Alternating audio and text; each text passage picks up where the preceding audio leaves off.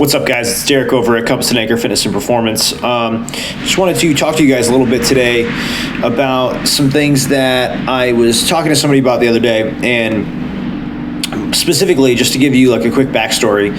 So this is a client of mine who has been a client of mine for quite some time, and a few years really. I think 6 years. And the issue at hand was that they had this knee issue for a very, very long time.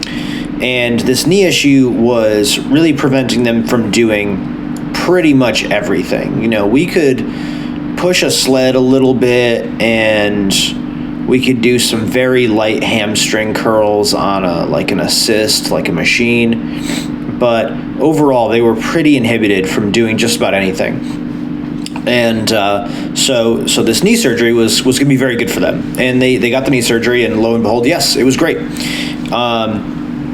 And they ended up feeling really, really good, which was awesome because we were able to start doing so many more things. But at the same time, as good as it was, they did begin to regress a little bit. And it was kind of weird because we were both really, really excited about it being so much better.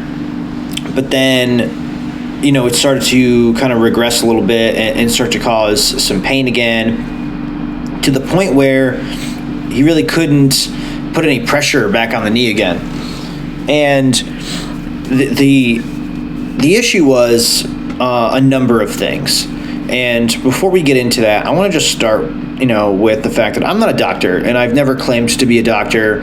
I'm just a guy who knows a good bit about biomechanics and anatomy and physiology. All right, so let's just start there. I am a personal trainer. I understand, the ethical codes of conduct, and I hope that you guys also understand that, and I hope that you appreciate that. I know, what's my scope and what isn't. So knowing that's the case, let's just jump back in. So as the story goes, he's in pain for a while, and we're thinking, man, shit, this is, I guess we're back to where we are. I guess it wasn't going to work out.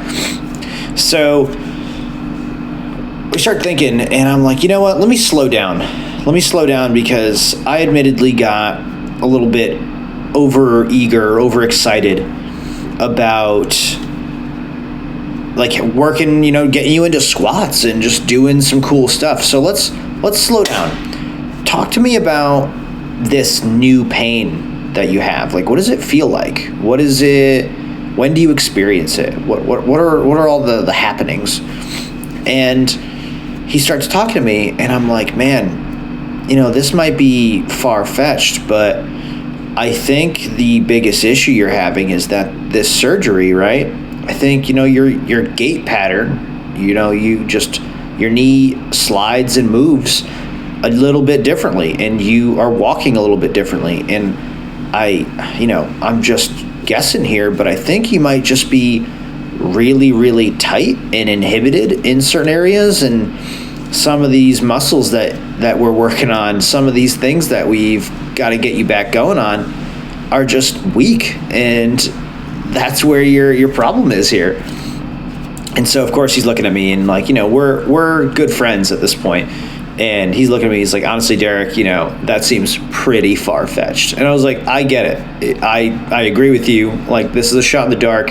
Again, not a doctor, not trying to sit here and tell you, what's going on with your knee in that sense. I'm just, humor me and let me take a look at it in terms of like how you're moving and some things like that. Let's really slow this down. And so he does, and we're sitting there, and we start to notice that his glutes are just not kicking on. They're not firing really, really strongly. And it's right around the same point where his knee is bothering him. And with that, we never look at just one space, right? We always want to look at, how the whole body is moving. And so we start looking, and, of course, his feet are all jacked up, and his ankles lack mobility, and all these things. And now this is shame on me because this is 101 stuff as far as I'm concerned. But, I'm a person just like everybody else. I get excited about, being able to do new fun stuff for him, right? I want results for him. And I say, you know what? Let's do some stuff. Let's stretch you out a little bit. Let's get some glute flexibility going. Let's stretch the glutes. Let's stretch the hip flexors a little bit. Let's mobilize the ankles. Let's roll the feet. We go through all this stuff, and we retest. And he's like, "Holy shit, this is ridiculous." I was like, "Oh no, what happened?" He goes, "I'm in like 50% less pain immediately. I can put my full weight on the knee." And, we're pumped. So we're like, okay, so this is what we're going to do. We're going to take a huge step back, from our training, but we're going to start working on, these glutes. We're going to start working on, the foundational movement. And, I'm not going to bore you guys with all of that and everything like that. But what I am trying to get at here is that don't immediately push the panic button, whether you're the client or whether you're the coach or trainer. A lot of the time, we make mistakes, and that's like part of life, right? It's not about the mistake though, and dwelling on it and dwelling on the negative aspects of what it is that you're doing. What it's about is that you take the time, you give yourself the opportunity to slow down and digest what it is that you're doing, what it is that you're looking at. If you don't personally know or have the right answer or understand, don't just say that's the way it is, sweep it under the rug and it's all over. Ask for help. Look for someone else whom might have that particular expertise. See if there's another way forward. See if there's a way around. A lot of the time we get into this really weird funk of just immediately going to the negative. We're like, man, I'm bummed. This is just the way it is, I guess. This is just my body, and things are, it's just not going to work out. And especially for fitness, right? Especially for trainers and for clients, we get into this weird rut where, as soon as something negative happens, we're used to being so excited, so positive.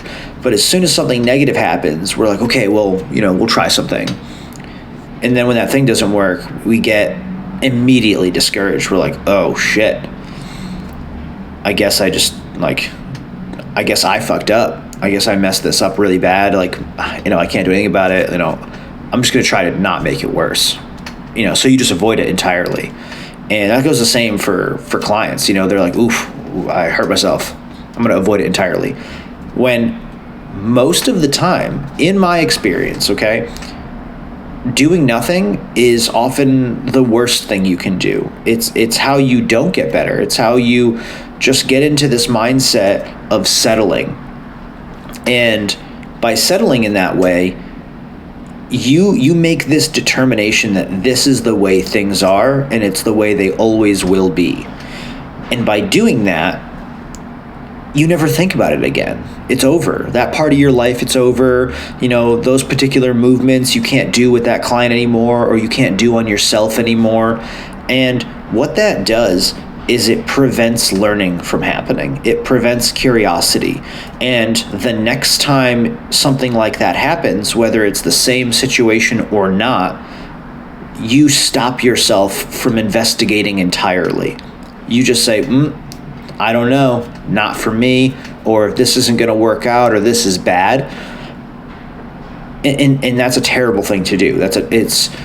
You're completely removing a part of yourself, a part of your potential by doing that. And so the whole point of this story is that no matter how good you are, no matter how smart you are, it doesn't really matter at the end of the day, because you're still human.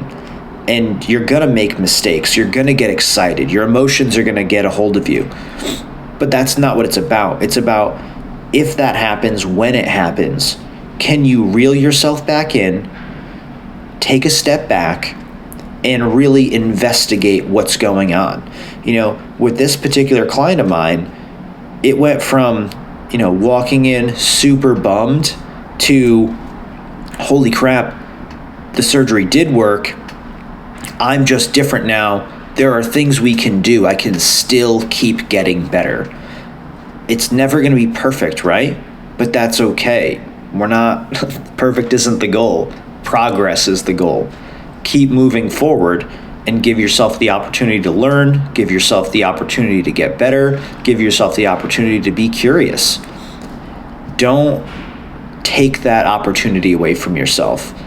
There's too many things in our environment, there's too many things in this life that are going to deter you just because it's the environment, just because of the way things are.